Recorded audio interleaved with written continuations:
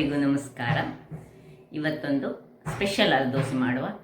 ಏನು ಸೋಡಾ ಅಥವಾ ಏನು ಯಾವುದು ಹಾಕದೆ ಒಂದು ಸಿಂಪಲ್ ಆಗಿ ಫರ್ಮೆಂಟ್ ಮಾಡಿದಂತಹ ಬಾಳೆಹಣ್ಣಿನ ದೋಸೆ. ಬಾಳೆಹಣ್ಣು ಆರೋಗ್ಯಕ್ಕೆ ಬಹಳ ಉತ್ತಮ.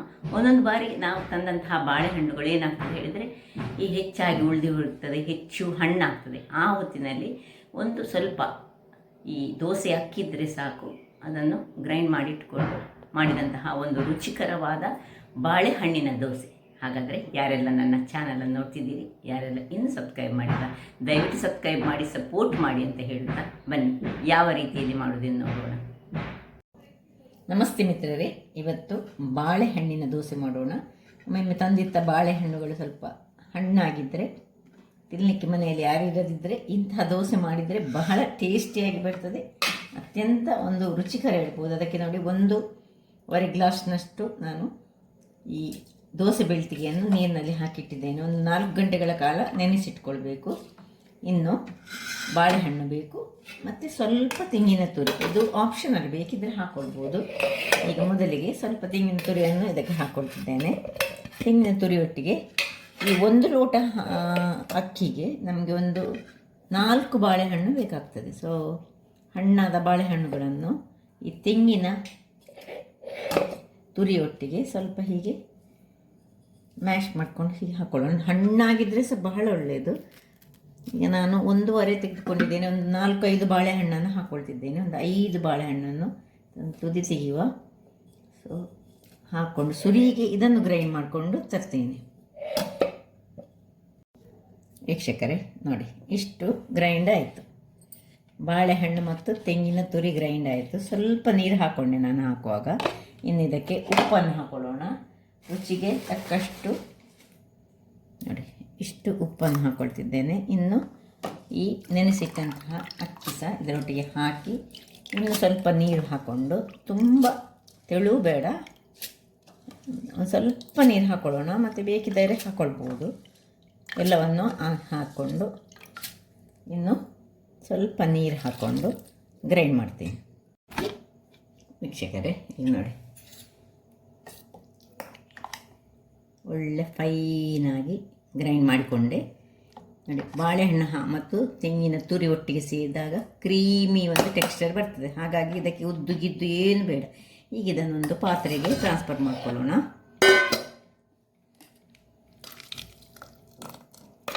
ಇದನ್ನೀಗ ನಮಗೆ ಫರ್ಮೆಂಟ್ ಆಗಲಿಕ್ಕೆ ಬಿಡಲಿಕ್ಕೆ ಉಂಟು. ಅದರಿಂದಾಗಿ ಇದನ್ನೀಗ ಇದಕ್ಕೆ ಸ್ವಲ್ಪ ಮಿಕ್ಸಿಗೆ ನೀರು ಹಾಕ್ಕೊಳ್ತೇನೆ. ಉಪ್ಪು ಆಲ್ರೆಡಿ ಹಾಕ್ಕೊಂಡೆ ನಾನು.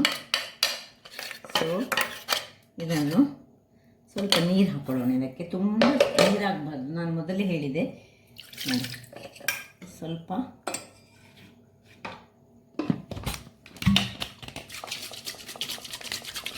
ಒಂದು 1/4 ಗ್ಲಾಸ್ನಷ್ಟು ನೀರು ಹಾಕ್ಕೊಂಡೆ ನಾನು.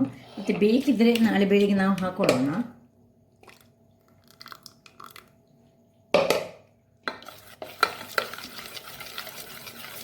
ಚೆನ್ನಾಗಿ ಇದನ್ನು ಹೀಗೆ ಕಲಡಿಸ್ಕೊಳ್ಳೋಣ. ಇನ್ನು ಮುಚ್ಚಳವನ್ನು ಮುಚ್ಚಿಕೊಂಡು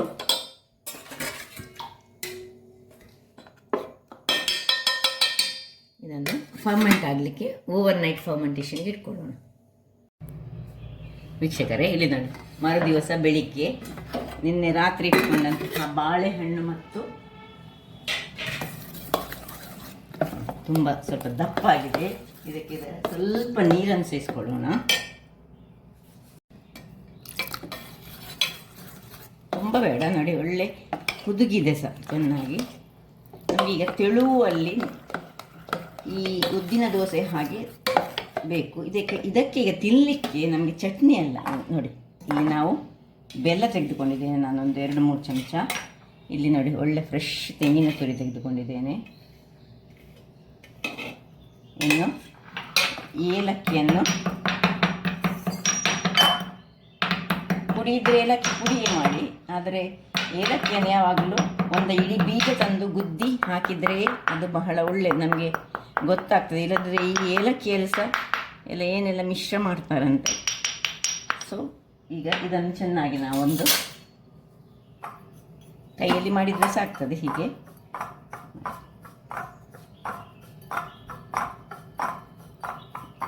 ಈ ಇದರಲ್ಲಿ ನಾವೀಗ ಇದನ್ನು ತಿನ್ನಲಿಕ್ಕೆ ಸಹ ಅಥವಾ ಅದರ ಮೇಲೆ ಸಹ ಹಾಕ್ಕೊಂಡು ನಾವು ಬೇಕಿದ್ರೆ ಚೂರು ಉಪ್ಪು ಹಾಕ್ಕೊಳ್ಬೋದು. ಆದರೆ ಬೆಲ್ಲದಲ್ಲಿ ಉಪ್ಪು ಉಂಟು.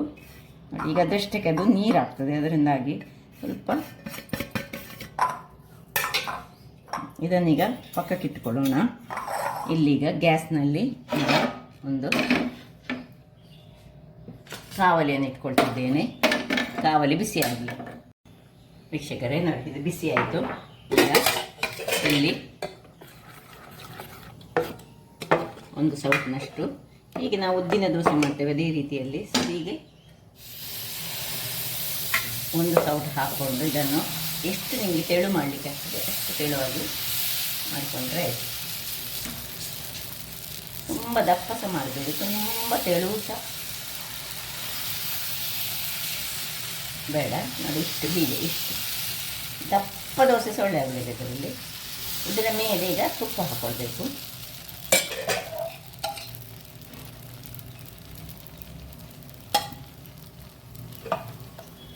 ಈಗ ಮುಚ್ಚಳವನ್ನು ಮುಚ್ಚಿಕೊಳ್ಳೋಣ. ವೀಕ್ಷಕರೇ 5 ನಿಮಿಷದ ಬಳಿಕ ನೋಡಿ ಸ್ವಲ್ಪ ಹದಾ ಉರಿಯಲ್ಲಿ ಇಟ್ಕೊಳ್ಳಿ. ಬಾಳೆಹಣ್ಣು ಹಾಕಿದ್ದಲ್ಲ, ಇದನ್ನೀಗ ತಿರುವಿ ಹಾಕೊಳ್ಳೋಣ. ವೀಕ್ಷಕರೇ ಇಲ್ಲಿ ನೋಡಿ ಆಯಿತು. ನೋಡಿ ಈ ರೀತಿ ಬಂದರೆ ಆಯಿತು. ಇದನ್ನೀಗ ತೆಗೆದುಕೊಳ್ಳೋಣ. ಇದನ್ನು ಬೆಣ್ಣೆ ಒಟ್ಟಿಗೆ ಸಹ ತಿನ್ಬೋದು. ಈಗ ತುಪ್ಪ ಆಲ್ರೆಡಿ ಉಂಟು ಅದರೊಟ್ಟಿಗೆ. ಇನ್ನು ಅದರ ಮೇಲೆ ಹೀಗೆ ಇದನ್ನು ಹರಡಿಕೊಂಡು ಒಂದು ರೋಲ್ ಮಾಡಿ ಸಹ ತಿನ್ಬೋದು, ಅಥವಾ ನಾವು ಹೀಗೆ ಸಹ ಇದನ್ನು ಕಟ್ ಮಾಡಿಕೊಂಡು ಸಹ ತಿನ್ಬೋದು. ಸೊ ಇದು ಸ್ವೀಟಾಗಿ ಬಾಳೆಹಣ್ಣು ಪ್ಲಸ್ ತೆಂಗಿನ ತುರಿ ಬೆಲ್ಲದೊಟ್ಟಿಗೆ ಮಿಶ್ರಣವಾದಂತಹ ಹೀಗೆ ರೋಲ್ ಸಹ ಮಾಡ್ತಾರೆ ಕೆಲವರು. ನೋಡಿ ಇನ್ನೊಂದು ದೋಸೆ ಅಂತ ನಾನು ನಿಮಗೆ ಹಾಕ್ತೇನೆ.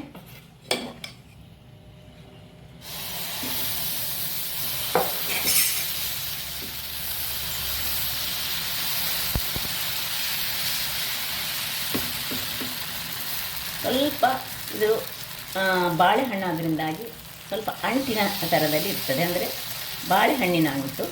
ಸೊ ಇದರ ಮೇಲೆ ಇನ್ನು ಸ್ವಲ್ಪ ತುಪ್ಪ ಹಾಕೊಳ್ಳೋಣ. ಹೀಗೆ ಇದರ ಮೇಲೆ ಬೇಕಿದ್ದರೆ ನಾವು ನೋಡಿ ಇದು ಹಸಿ ಇರುವಾಗಲೇ ಈ ತೆಂಗಿನ ತುರಿಗಳನ್ನು ಇದರ ಮೇಲೆ ಹಾಕಿ ಈ 2 ರೀತಿಯಲ್ಲಿ ಸಹ ಮಾಡ್ತಾರೆ. ಇದನ್ನು ಮತ್ತೆ ರೋಲ್ ಮಾಡಿಕೊಂಡು ಸಹ ನಾವು ತಿನ್ಬೋದು, ಹಾಗೆ ಸಹ ಮಾಡಿಕೊಳ್ಬೋದು, ಅಥವಾ ಈ ರೀತಿಯಲ್ಲಿ ಸಹ ನಾನೀಗ ಮೊದಲಿಗೆ ತೋರಿಸಿದ ನೋಡಿ ಆ ರೀತಿಯಲ್ಲಿ ಸಹ ಮಾಡಿಕೊಳ್ಬೋದು. ಈಗ ಇದನ್ನು ಮುಚ್ಚಿಕೊಂಡು ಬೇಯಿಸ್ಕೊಳ್ಬೋದು. ವೀಕ್ಷಕರೇ ಇಲ್ಲಿ ನೋಡಿ 5 ನಿಮಿಷದ ಬಳಿಕ 2ನೆಯ ದೋಸೆಯನ್ನು ಈಗ ರೋಲ್ ಮಾಡಿ ತೋರಿಸ್ತೇನೆ. ಹೀಗೆ ನಾವು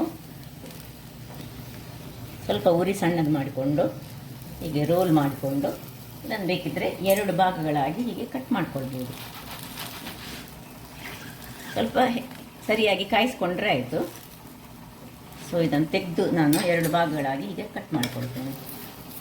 ಹೀಗೆ ಸಹ ಸರ್ವ್ ಮಾಡಿಕೊಳ್ಬೋದು, 2 ಭಾಗಗಳಾಗಿ ಮಾಡಿ ಸಹ ಸರ್ವ್ ಮಾಡಿಕೊಳ್ಬೋದು. ಸೊ ಸ್ವಲ್ಪ ತಣ್ಣಗಾಗುವಾಗ ಇದು ಬಿಸಿಯಾಗಿ ತಿಂದರೆ ಬಹಳ ಉತ್ತಮ. ಸೊ ನೋಡಿದರಲ್ಲ ವೀಕ್ಷಕರೇ, 2 ರೀತಿಯಲ್ಲಿ ಸಹ ಹೀಗೆ ಓಪನ್ ಇಟ್ಟು ಸಹ ಮಾಡ್ಕೊಳ್ಬೋದು, ಹೀಗೆ ಕ್ಲೋಸ್ ಮಾಡಿ ಸಹ ಹೀಗೆ ಸಹ ಮಾಡ್ಕೊಳ್ಬೋದು. ಮಕ್ಕಳು ಹೀಗೆ ಇಟ್ಟುಕೊಂಡು ತಿನ್ನಲಿಕ್ಕೆ ಸಹ ಇದನ್ನು 2 ಕಟ್ ಮಾಡಿದರೆ ಆಯಿತು. ಇದು ಸ್ವಲ್ಪ ಬಿಸಿ ಉಂಟು. ಹಾಗಾದರೆ ನನ್ನ ಈ ಕುಕಿಂಗ್ ಚಾನಲ್ ನಿಮಗೆ ಇಷ್ಟ ಆದರೆ ಬೋಳು ಸುವರ್ಣ ಚಾನಲನ್ನು ಲೈಕ್ ಮಾಡಿ, ಶೇರ್ ಮಾಡಿ ಹಾಗೂ ಸಬ್ಸ್ಕ್ರೈಬ್ ಮಾಡಿ, ಹಾಗೂ ನನ್ನ ಇನ್ಸ್ಟಾಗ್ರಾಮ್ ಪೇಜನ್ನು ಫಾಲೋ ಮಾಡಿ. ಧನ್ಯವಾದಗಳು.